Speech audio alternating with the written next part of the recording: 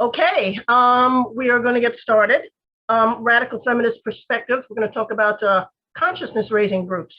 Lauren Levey has a lot of experience, having walked out of the second wave a number of years ago and done a lot of consciousness raising groups, has led them, has been a part of them. Hi, Lauren. Welcome. Thanks for doing this.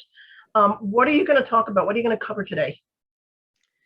Well, hi, good morning. What I'm going to do here first is talk a little about the origins of consciousness raising, which I'll sometimes refer to as CR, and its results and how and why it worked.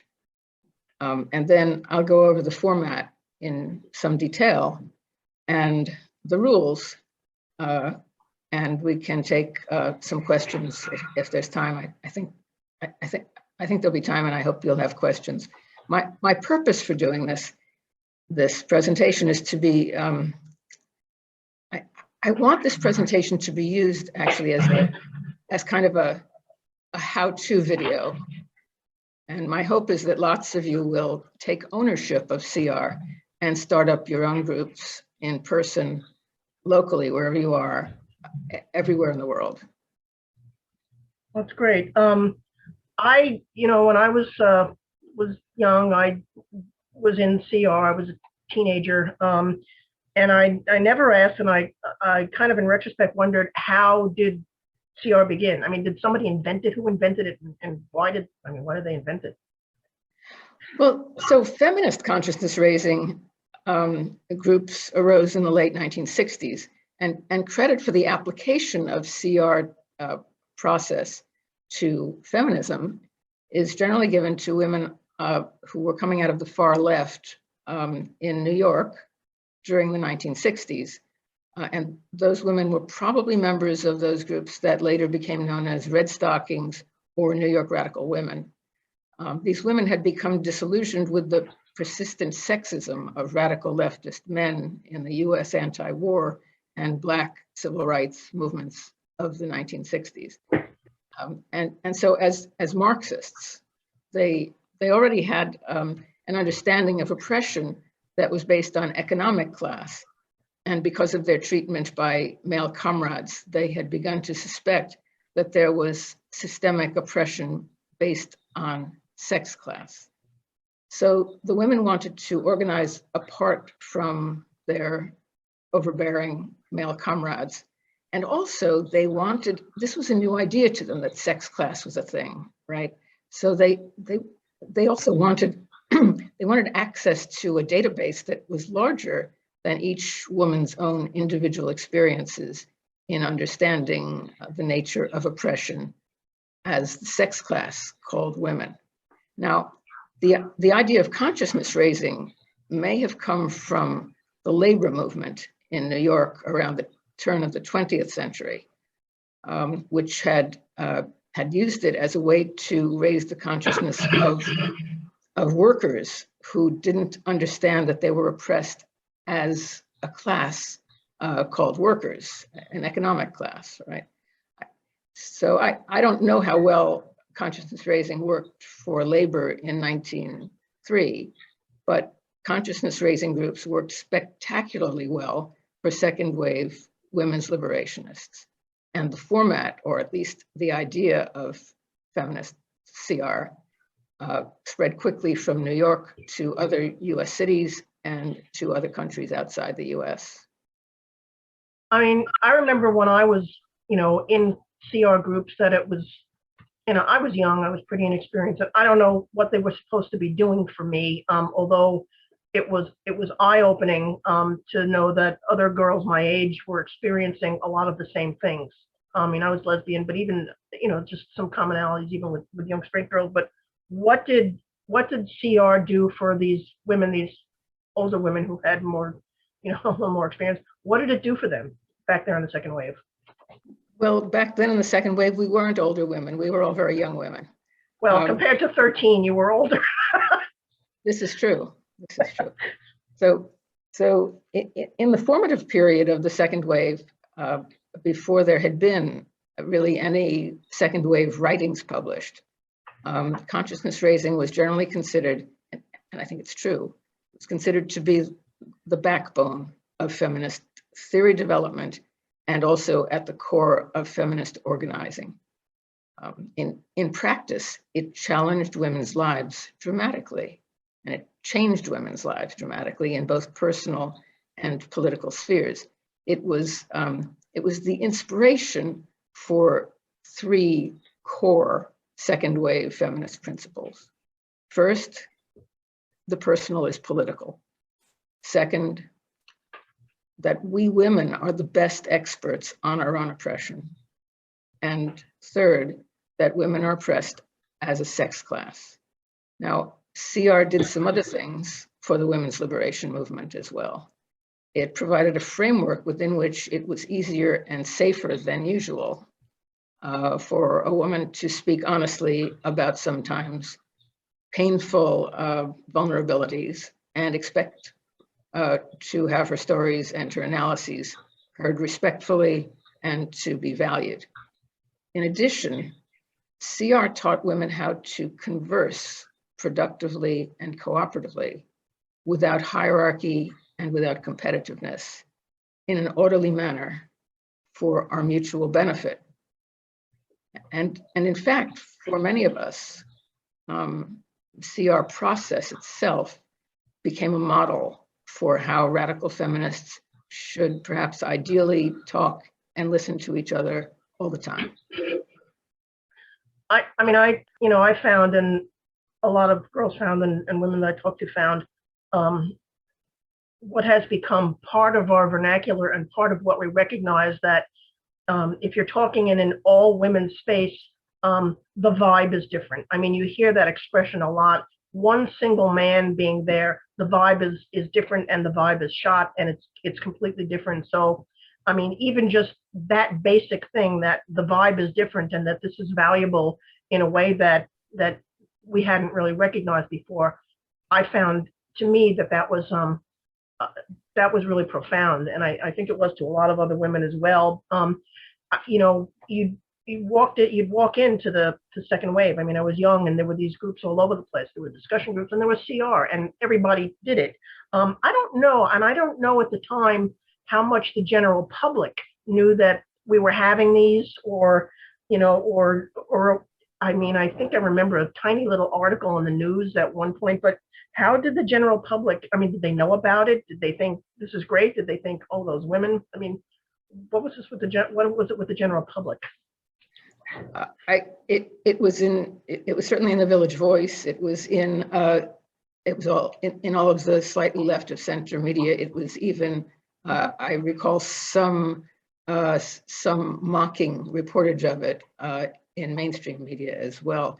The reviews were mixed, and mostly they were not neutral.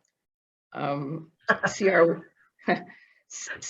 was feared by men because of its immediate and demonstrable and sometimes dramatic results in public and private spheres, and because it represented some of men's worst nightmares.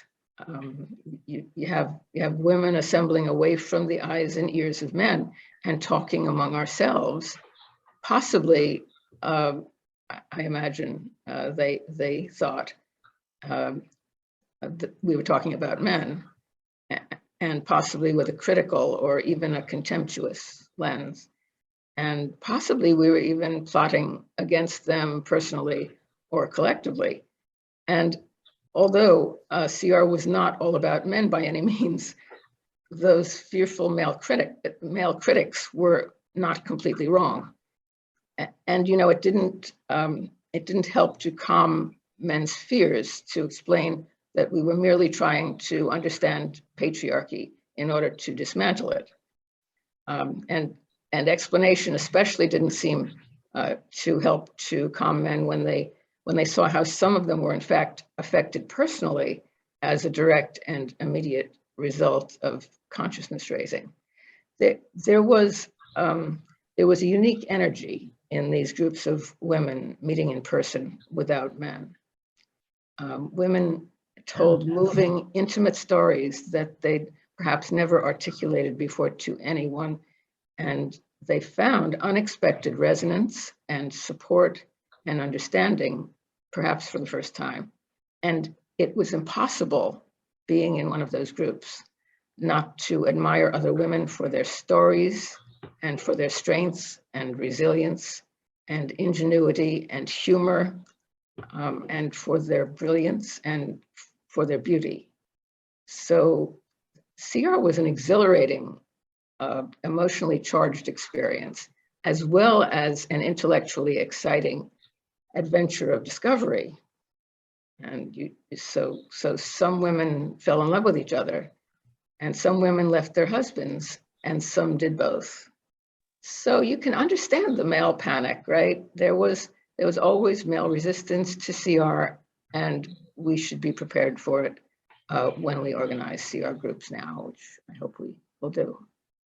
Yeah, I mean, one of the other things is that from time to time, somebody would just sort of burst out with, "Oh my God, I thought it was just me," or "I thought I was the only one." And that was liberating in a way. And the liberation then, we didn't talk so much about equality. I mean, but it was liberation, and the liberation to, for a woman to be able to leave her husband, to be able to leave heterosexuality. I mean, that was liberation. That was like part of what we were about. So you talk about, that there were rules and it was done in certain ways. What was the format? I mean, the groups that you what was it, like a format? How did you run it?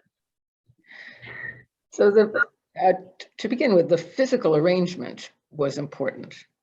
Women sit in a circle so that there's no hierarchy caused by physical positioning, like having a seat at the head of the table. We don't want that.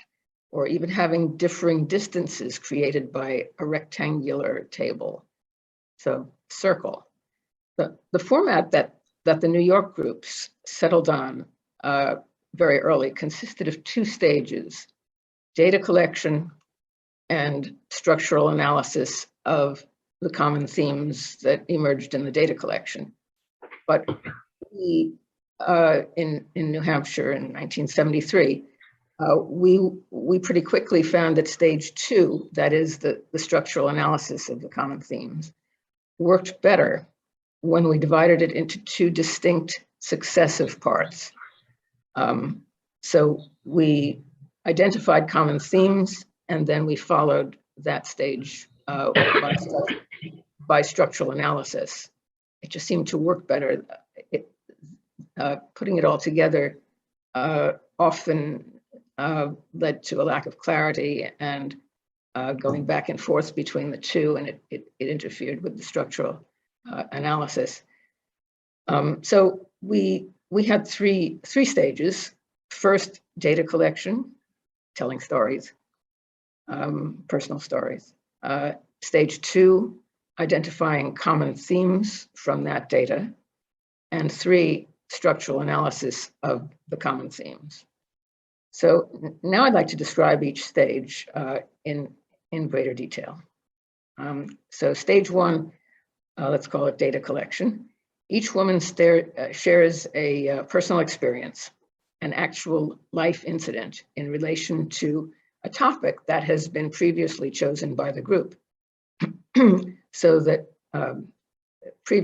members have enough lead time, sorry, to organize their stories and compress them into a few minutes.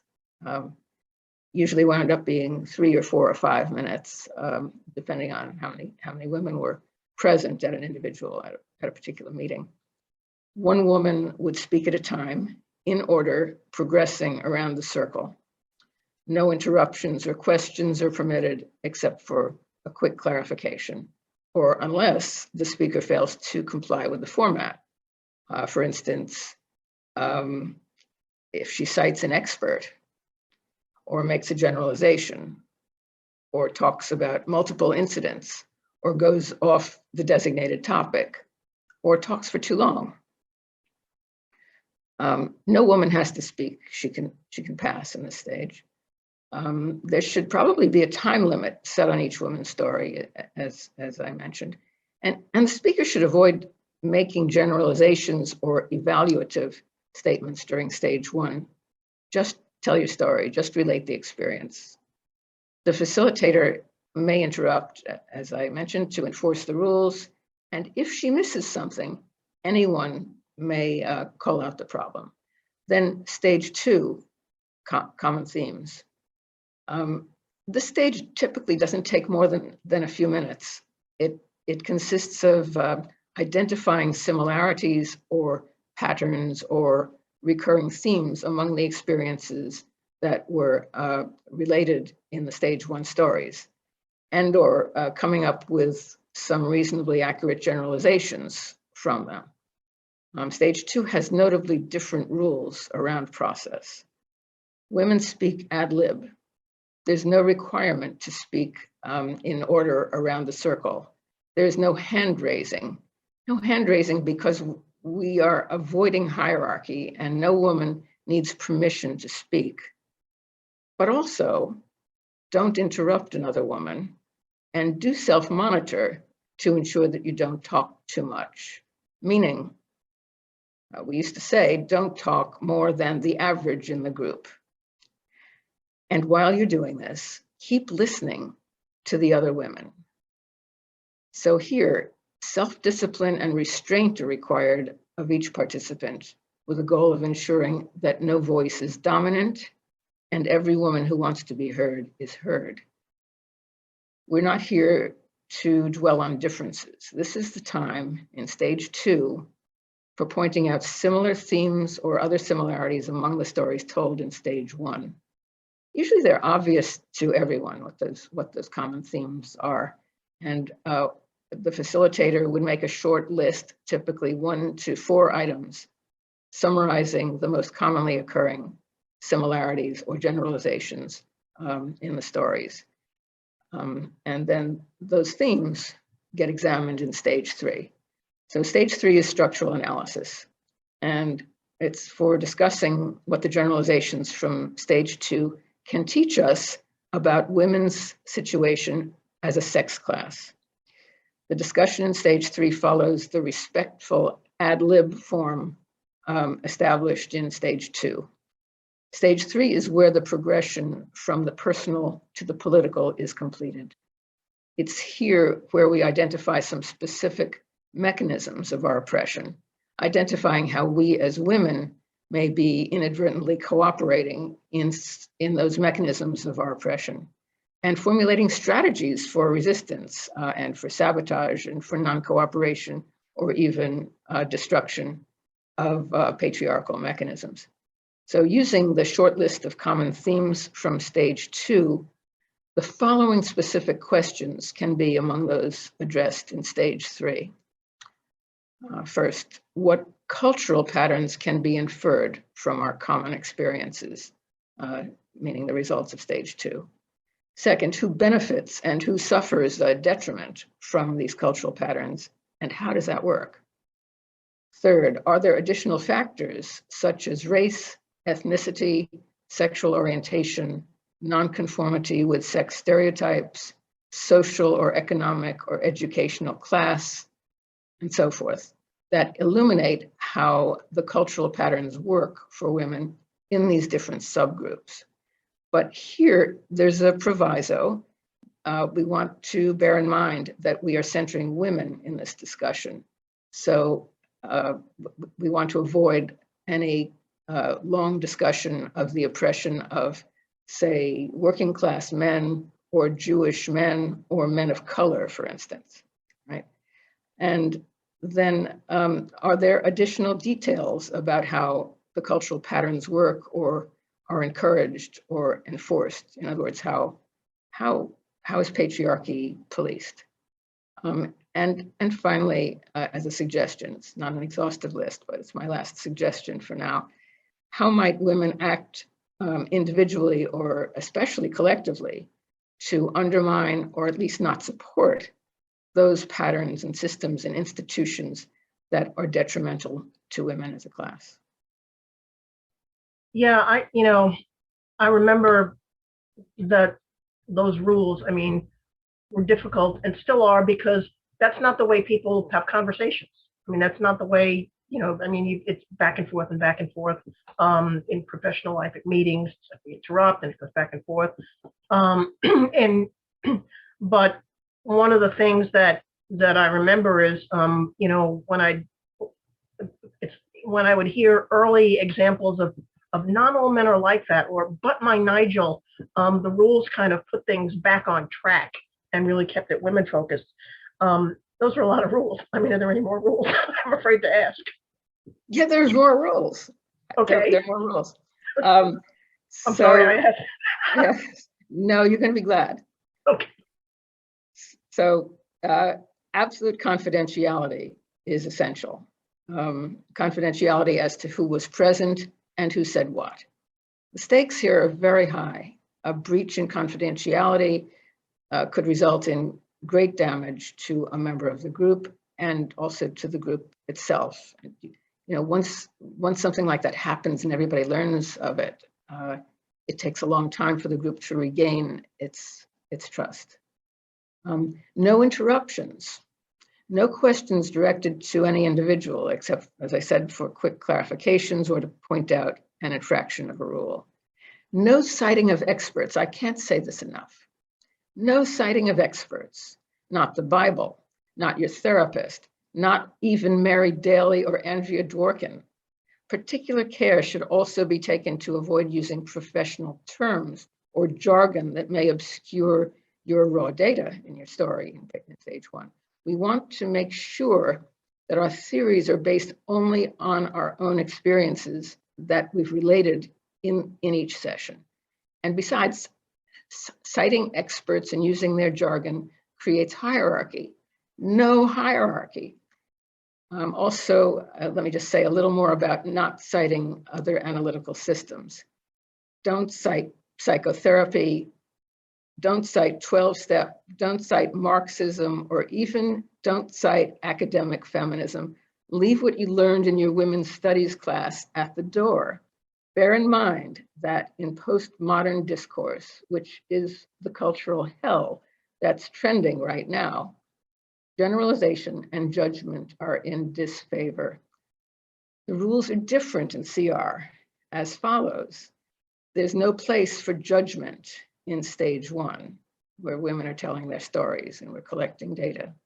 In stage 2, where we're gathering common themes, judgment is permitted, but only with respect to whether a theme is or is not common to several women in the group, and whether a generalization is reasonably accurate based on the stories. It is understood that generalizations are imperfectly accurate by their nature, but nevertheless extraordinarily useful in doing a structural analysis. In stage 3, structural analysis, making judgments about the validity and value of our ideas is encouraged.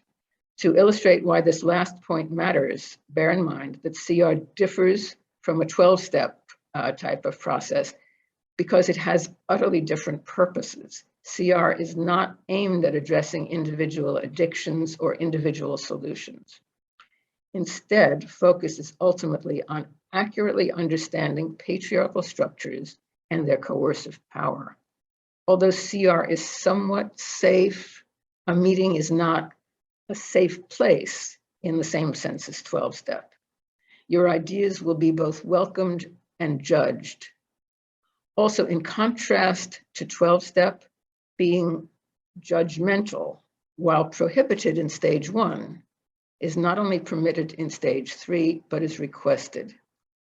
An example of desirable judgment in stage 3 might be, is the system or pattern of behavior under discussion in the interests of the liberation of women as a class from patriarchy? If not, that would make the system of behavior not good. There are a couple of questions that are asking to clarify things. One woman wants to know, how did you choose the subjects? When you would have a CR group, how were the subjects chosen?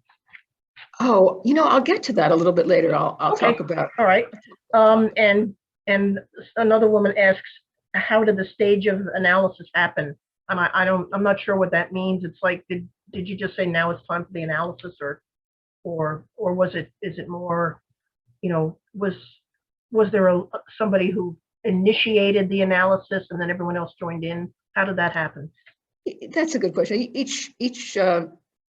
Each group session had a facilitator, and we tended to rotate the facilitator. It could be the same facilitator each time, but if other women feel confident about doing it, that position can rotate, and it would be the facilitator who would make that decision, and there could be objections to it. But usually the group would tend to agree that everyone had spoken, and we had exhausted that stage, and it was time to move on. There tended to be consensus about that. Okay. I'm seeing a bunch of other questions in the chat that I think we can get to later, because I think you're probably going to get to some of them. And I think they relate to what I want to ask next, is like, why were there so many rules? I mean, didn't women, I remember some women being resentful. It's because they couldn't talk as long as they wanted to. Nobody else said, nobody was listening to them, and everyone should listen to everything I have to say. And why was it, so the structure so rigid for many women? It was rigid. And did women eventually understand, oh, this is why we're doing it, this makes sense, or not? Yeah, it's true, the structure is rigid. And for sure, some women hated it. The culture of the United States, at least, tends to valorize so-called rugged individualism and so-called leadership. But CR aims for absence of hierarchy, and it aims for a collective consciousness. Collective consciousness is just not something we serve along with our Yankee pot roast and our grits. We don't grow up with that. It may be easier to achieve in other cultures, I'm not sure. It was always true that some women would roll their eyes and never return after the first session. So it's a good idea to start a group with as many as 15 or 20 women if you hope eventually for a group of 8 or 10, which is probably a good size. But the rules are designed to ensure that a CR group differs from just any random group of women getting together to talk about their lives without structure and without focus. That may be fun, and it may produce social bonds, and it may promote occasional insights, and that's all good. But the apparent rigidity of CR, and the real rigidity of CR, is actually freeing in ways that might not be expected. When every member of the group has promised confidentiality, and every member is required to listen respectfully and act actively, without a hidden agenda, knowing that she doesn't have the answers, and that answers can only come through collective effort. And when the women are speaking honestly and on topic and without interruption, then the benefits become apparent very quickly for those who want them. To be clear, the depth of honesty and insight can be frequently astounding in CR, even in the US. So the rewards quickly become clear, even if the rules seem uncomfortable at first. And it's also true that some women are unable or unwilling to follow the rules, even after considerable participation. And, there's really no point in allowing them to continue to participate indefinitely, because they will dilute or even derail the group process. That's really good. A couple of other questions from the chat that are relevant to what you just said. One woman asked, was there a high turnover? And I know you said 15 is a good place to start, because some women, there's attrition, you wind up with, 7 or 8 or something. So I don't know how high the turnover was over time. And the same woman also wanted to know, was there trashing and falling out? Let me address the first question first. There was, it varied wildly. I think it may have been, the degree of turnover may have been a function of location. The first time I was involved with CR was in a it was in a rural community in New Hampshire, and it was a small community of women who were interested in women's liberation. So, we knew we were stuck with each other. I think so. There was not great turnover after the beginning, when people were just finding out about it and people were figuring out whether they were a good fit in this process or not. Later, I did a CR in suburban New York City, and that was different. Yeah, well, different. It was different in a number of ways, and I'll talk about that in a little while too. But the different things happened over a period of years. Sometimes we would just decide that we needed to stop, and we would stop. And a little while later, we would start another group, and we would get some overlap. We'd get some of the same people and some new personnel. So that was helpful. In general, it was not a good idea after the first few sessions to let new people into the group, because we would close the group, because the group groups have a tendency to, right, you've established a certain amount of trust over time, and a newcomer can upset that, so that the kinds of topics that you can discuss will be affected by the amount of mutual trust in that group. As far as trashing is concerned, it's not permitted by the rules. It's simply not permitted.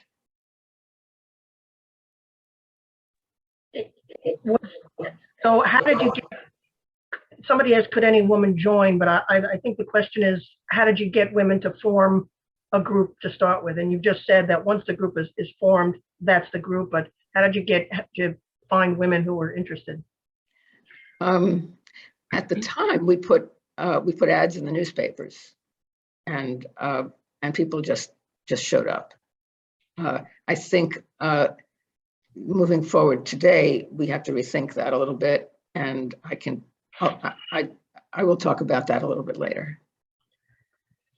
And somebody asked, and I'm not sure that, and I think it's thinking really in modern terms, was there ever infiltration by dissenters? And now we would think about men trying to get in, but back then the only thing I can think of would be somebody who who would just want to deliberately derail things. I don't know, conservative. Was there any time women came in and would just sort of derail things, and what did you do about that? I didn't notice that in the early 1970s. I just didn't notice it. It was, and it may have been me. It may have been my youth and my inexperience and my enthusiasm that I wasn't seeing as critically as I did when I got old and bitter. But the closest thing to that I experienced in the 1990s was there was more than one woman who insisted on a psychotherapeutic approach, and I think she was in therapy. I'm thinking of one woman in particular. She was in therapy, and she wanted to turn each session into a psychotherapeutic discussion, and it simply didn't work. It just wasn't a good fit, and she dropped out on mutual agreement. Somebody else asks, was there a way, insights gained in one group, did groups talk to each other and say, this is what we discovered? Or was there, or was it just what happened in the group stays in the group? What happens in the group stays in the group? What happens in the group stays in the group, so far as anything that could identify any woman, right? But people talked about topics. People talked about their insights. That certainly was something that could happen outside. There was no. I was never involved in any formal exchange between groups. That would have been something that happened informally. And one other clarifying question. I have some other questions, but again, from the chat, one woman said, you know, the way my mind works is I will want to quote poems, or I want to quote other things, and is that kind of thing an appeal to authority, or was it really focused on just talk about something that happened to you, and we don't really want to hear about the poem that reminded you of it, or was that okay? Yeah, just tell your story. Okay. Yeah, that's what I thought. And so this was a really effective thing in the second wave. Why do you think it was so effective in women's liberation? Yeah, it felt like magic. So I think there were a number of reasons it was so effective. First, it enlarged, as intended, it enlarged our individual databases. We learned that some of our experiences as women were not unique to us as individuals. So we broadened our understanding of the meaning of our own experiences. Second, it provided a method for finding common ground, common experiences, common political goals among women. And women have been socialized not to trust other women, to lie to other women, to treat women as competitors, to see only differences among women, and to blame ourselves or to blame bad luck for perceived failures in our personal lives. And here was a way to find common ground. It was a pathway to find common ground. It's one of its aims. Third, it provided an opportunity for women to speak to a group in person, some for the first time in their lives. It was an opportunity to be analytical or strategic without fear of being mocked or shut down. I mean, you might be shown how one of your theories is internally inconsistent, but that's actually the opposite of being mocked or shut down. Being shown what's wrong with your theory is one of the risks of being taken seriously. Fourth, it provided a venue for focusing exclusively on women, for bonding, for support, and for strategizing collectively for our mutual benefit as women. It sometimes led to direct actions that came organically out of a CR topic. This organic connection of theory with practice meant that everyone involved in the action was on the same page in understanding the action's theoretical basis and its significance. Fifth, CR provided a community of women, possibly diverse, hopefully diverse, in terms of race, economic class, ethnicity, education, and so forth, separate from the men in our lives who may belong to the same communities. CR provided a method for discussing our common situation, for hearing and empathizing with each other, and for figuring out the truth together collectively without competing with each other to, win by being right. It's this piece, a method for feminist discourse, that I see as especially important presently. To a large extent, women, even feminists, would benefit from improved skills in how to engage in constructive, politically useful discourse with each other, how to persuade each other civilly and with honest arguments, and fairly to win or lose an argument with grace. Not that there's really a loss in this kind of feminist discourse. If you lose the argument, you've gained an understanding and you've probably gained an ally. Sixth, I think it's crucial that CR groups happened locally, in person, and not virtually. In person, well, for one thing, you can see that everyone is really a woman.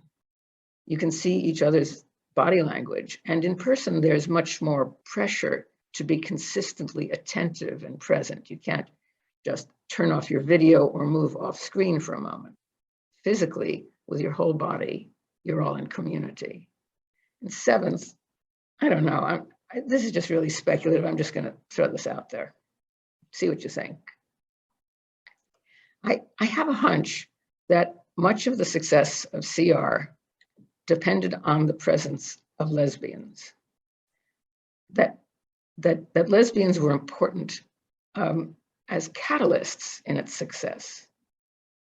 I mean, it could happen without lesbians, and it did happen without lesbians, and it happened successfully, but lesbians made it happen better and faster. I don't exactly understand the mechanism. Maybe it was because CR is actually a working model of political lesbianism and separatism. In any case, this process of describing patriarchy with specificity and reinventing feminism from nothing in each session, just starting over with a blank slate in every session, it made room for more women to be courageous and free and clever and outrageous. And for some, that meant coming out as lesbians.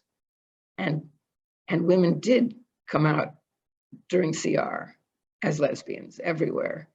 And then all those lesbians became catalysts in the creation of more consciousness-raising groups and more feminism. And then there's one other question, there's some of the questions that I still have. But one woman asks, did consciousness raising focus only on issues that affect women? What if a woman wanted to talk about disability or race? What would you do? What happened then? Was that allowed? Well, sometimes yes, always. The focus was always women as a sex class. It was focused on women as a sex class. That's what CR is about. But it's also about, it starts with the personal, and there is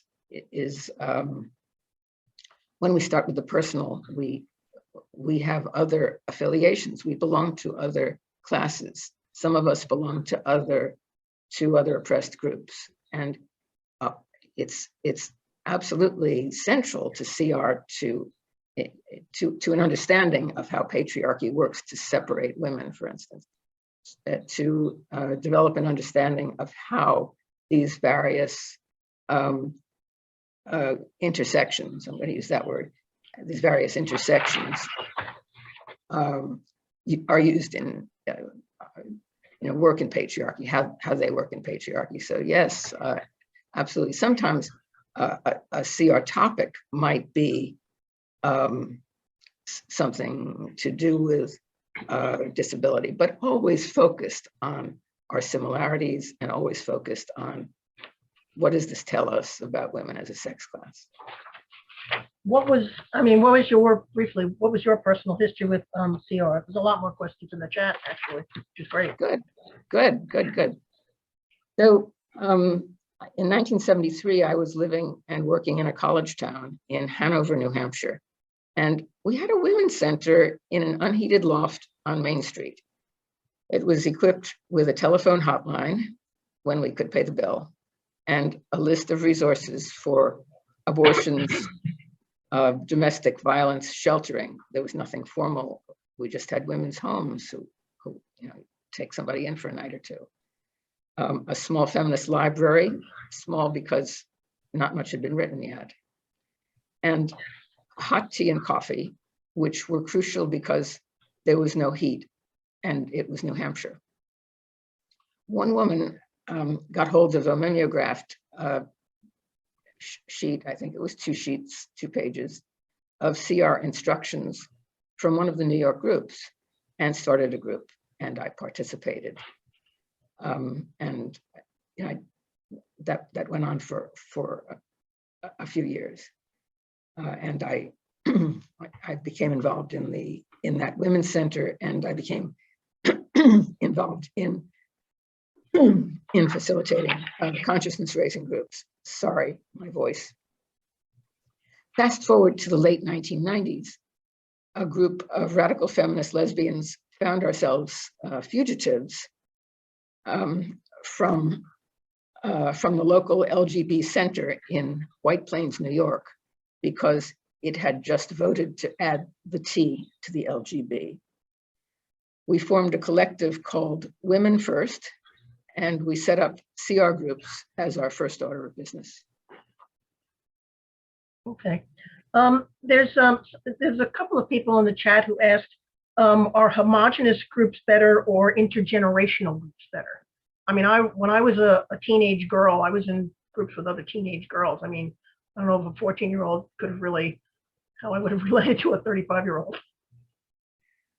Well, ideally, diversity, I would say is a good thing. It's desirable to get a diverse group and discover your similarities. That's a diverse group will really help you focus on what it means to be part of the sex class called women.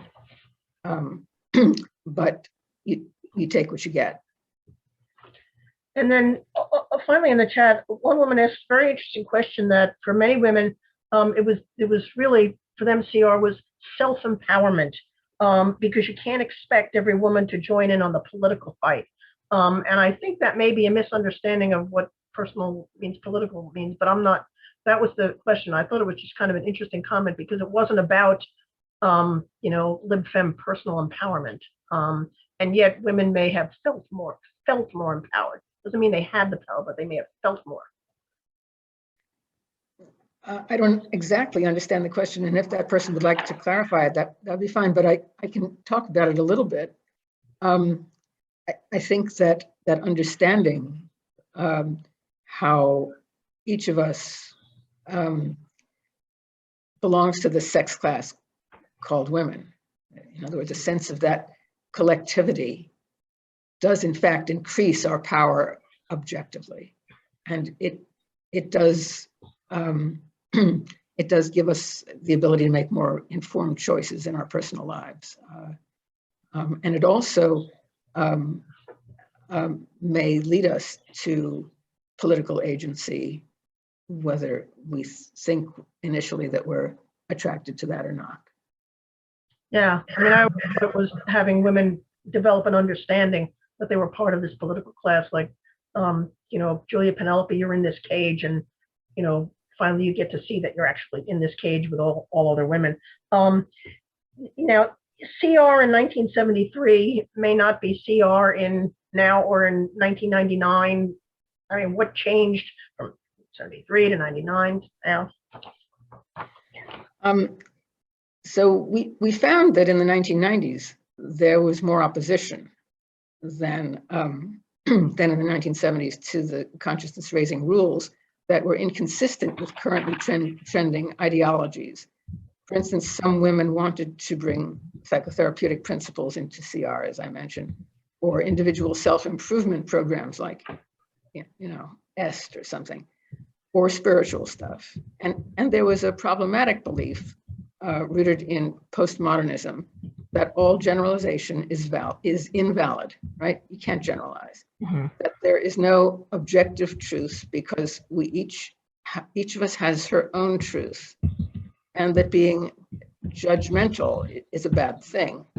And the combined effect was a strong tendency in the 1990s groups to derail CR by insisting not that the personal is political, but that the personal must remain personal and that the political must be made personal. So the group would be in stage 2, trying to form accurate generalizations, for instance. And someone would say, but you can't generalize, or someone would say, but not all men are like that, right? Or you'd be in stage 3 doing a structural analysis and someone would say, oh yeah, I can relate to that, and then start telling a personal story. We're back in stage 1, it's Groundhog Day. I don't say this to be discouraging, but just to give examples of possible derailment devices to watch out for. Can you give some examples of like useful topics for CR? If somebody's gonna. Yeah, we found that it's a good idea to start a new group with emotionally easier topics and topics that the group is more likely, perhaps, to agree are illustrative of patriarchal systems of control. So let me throw out a few. What was the first time you noticed that a boy was receiving preferential treatment to you? without apparent cause? What were your earliest thoughts or external messages about earning money? What sent you to a psychotherapist or kept you away? And did therapy help with the basic problem or not? Women and dignity. What was the first time you felt dignified? What was the first time you felt denied dignity? Do you have any memorable experiences with the police or the court system? Becoming a mother or not? Why did you become a mother? Why didn't you become a mother? And do you have any regrets either way? Describe an occasion when you felt pressure to engage in unwanted sex. Describe an occasion when you felt pressure to appear and act submissive, feminine. When have you felt erased or ignored because of your sex? Oh, here's one, I love this one. Be a lady. That behavior is unbecoming to a lady. What were the circumstances of this utterance when you heard it? Who spoke it? What behavior was being criticized and how did it make you feel? When were you subjected to physical violence or threatened with physical violence? In groups that have been going on for a while, so that women have developed more trust that everybody will observe the rules, you can go deeper and you can get to more normally unmentionable topics. One topic that was amazing and disturbing and a success in a group that had been going on for a while in the New York group was this. Did you experience any sexual interest or threats or abuse or rape by a family member? And the astounding thing of that was that in a group of 10, almost everybody had some kind of experience with that.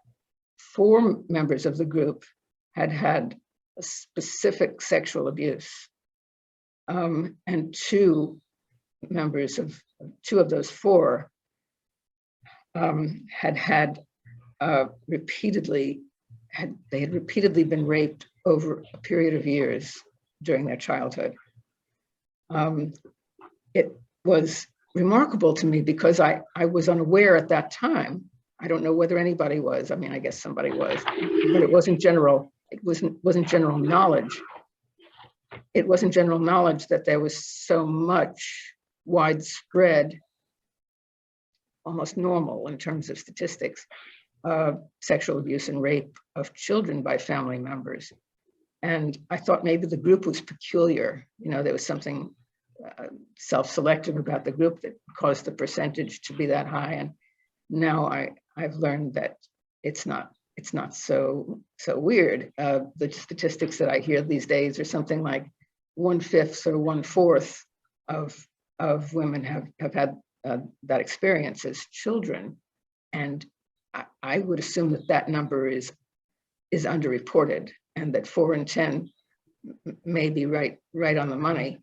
The other interesting thing about that discussion was that it affected us so deeply, and we had so much to say about it, having never spoken about it before, for the most part, was that we continued the topic on to a second session, and in that case we just started over.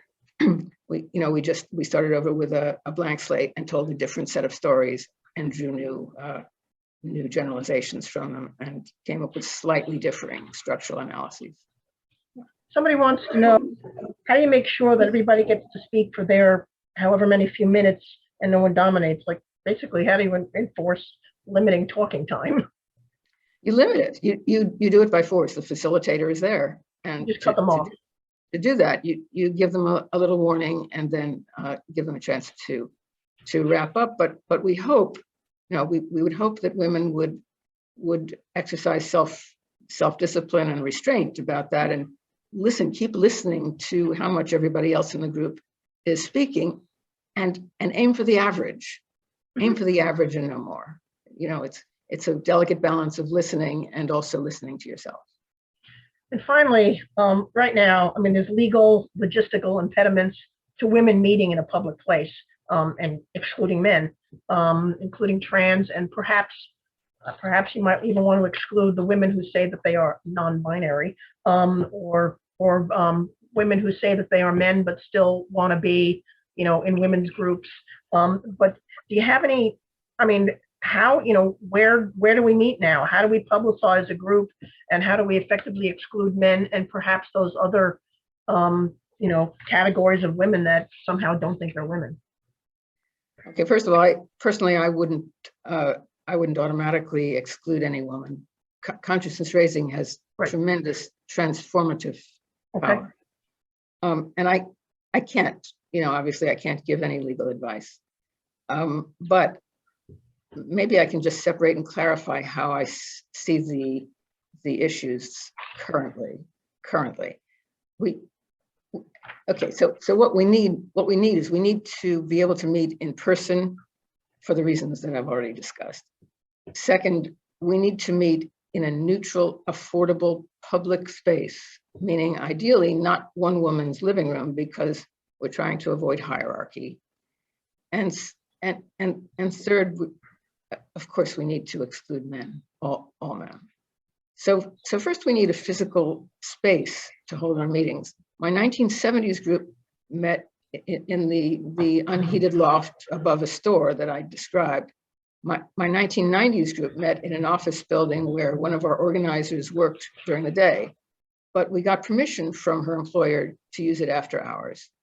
I know for a fact that in 2022, in the village where I currently live in New York State, there are empty lofts above commercial buildings on Main Street.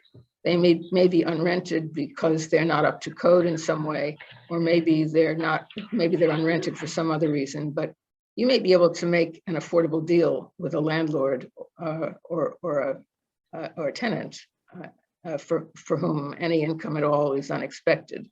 Or you may be able to find a turf-friendly landlord. That doesn't even seem unlikely, considering that most people in most places know that men aren't women. Also consider asking for permission from a business owner to use his or her office or store that would otherwise be unused after 5 p.m. or something. Rent should be something you could expect to cover by passing the hat at each CR meeting on a voluntary basis. As to how to exclude men, I think it's crucial to recruit CR groups from the general public so that you include strangers, not just your own circle of friends, if possible. You want a diverse group to help figure out how patriarchy really works. And also, we want all women to understand that women are oppressed as a class. So off the top of my head, I'd suggest flyers, paper flyers, stickers, notices on community bulletin boards, both in newspapers and online. And of course, ask your friends and to spread the word with their friends and family. I could talk a little bit about, I really can't talk about the law because we're talking about the whole world and it's going to vary, but basically I think you're on safest ground if you look for a space that you can define as your space, as your private space, as your home or like your home, like your car, like your office. Right? You can exclude people from your wedding reception. You can exclude people from your wedding reception in a rented hall. So like that. And presently, it probably wouldn't hurt to choose space in a building that has some kind of security system. Okay. We're about out of time. Someone asked if there are books. We were actually, when first approached to do this, asked, is there a book? And there really aren't. There were like 2-pagers that would be handed around. I mean, I, went to some of these. I at one point ran a couple for other girls.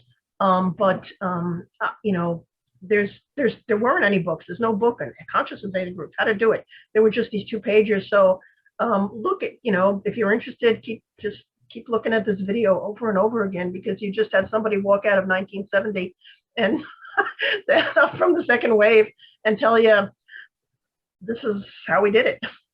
This is the book. This is the book right here. And I don't even want to be the book, actually, as I think about it, because it's not supposed to be about experts, but these are the rules. And there are no books. I think it's appropriate that there are no books because there are no experts. Yeah. All right. Well, thank you very much.